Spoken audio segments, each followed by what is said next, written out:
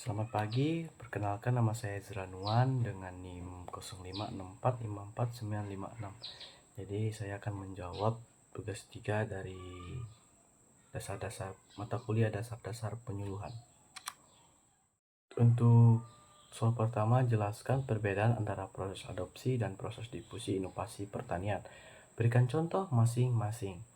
Pertama, mengenai perbedaan adopsi dan difusi. Kuncinya ada pada siapa pelakunya. Adopsi adalah proses mental pada diri individu. Dari dia belum tahu, menimbang-nimbang sampai akhirnya memutuskan memakai suatu inovasi. Contohnya, saya memutuskan mencoba benih jagung hibrida di ladang saya sendiri. Itulah satu contoh dari proses adopsi. Sedangkan difusi adalah proses penyebaran inovasi tersebut ke dalam sistem sosial atau masyarakat luas lewat saluran komunikasi. Contohnya seperti penggunaan benih jagung tadi akhirnya menular dari saya tadi, yang lain pun ikut memakai oleh seluruh kelompok tani di daerah saya dengan waktu 1 tahun. Untuk soal nomor 2, seorang penyuluh diharapkan dapat membantu untuk mempercepat proses difusi inovasi. Terkait dengan hal ini, upaya-upaya apa yang dapat dilakukan oleh penyuluh? Oke, untuk soal kedua, agar proses difusi atau penyebaran ini cepat, penyuluh bisa melakukan beberapa strategi. Yang paling ampuh adalah mendekati pemimpin opini atau kontak tani yang disegani di suatu desa atau daerah. Kalau tokoh ini dipakai, biasanya petani akan ngikut. Lalu bagaimana? Lalu gunakan saluran komunikasi yang tepat, misalnya lewat template demonstrasi plot agar petani lihat bukti nyata, bukan cuma teori. Dan yang terpenting, penyuluh harus menyajikan inovasi yang simple dan sesuai kebutuhan mendesak petani saat itu.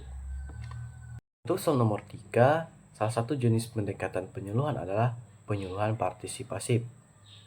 Mengapa disebut partisipasif? Sebutkan karakteristiknya dan berikan penjelasan. Oke. Ketiga, tentang pendekatan partisipasif.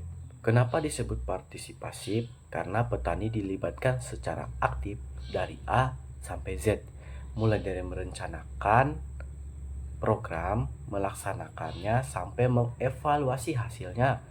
Jadi, petani adalah subjek, bukan objek. Karakteristik utamanya adalah bottom up, artinya proses muncul dari masalah nyata di bawah, bukan titipan dari dinas. Tujuannya adalah pemberdayaan agar petani mandiri memecahkan masalahnya sendiri. Untuk soal nomor 4, bandingkan karakteristik jenis pendekatan sistem latihan dan kunjungan laku dengan jenis pendekatan partisipasif, ditinjau dari segi tujuan, sasaran organisasi, metode, dan peran penyuluhan. Jadi untuk nomor 4, perbandingan laku dan partisipasif. Terakhir, untuk soal terakhir ini, perbandingan antara sistem laku, latihan kunjungan, dan dengan partisipasif. Dari segi tujuan, laku fokusnya ke peningkatan produksi lewat transfer teknologi. Kalau partisipasi fokusnya ke pembangunan manusia agar mandiri. Dari segi organisasi, laku ini sentralistik, kaku, dan top down, dari atas ke bawah. Kalau partisipasif ini adalah yang luwes, berbasis kelompok, dan bottom up, dari bawah. Terakhir dari peran penyuluh di sistem laku, penyuluh gayanya seperti guru atau instruktur. Tapi di sistem partisipasif, penyuluh berperan sebagai fasilitator atau teman diskusi yang memancing potensi petani.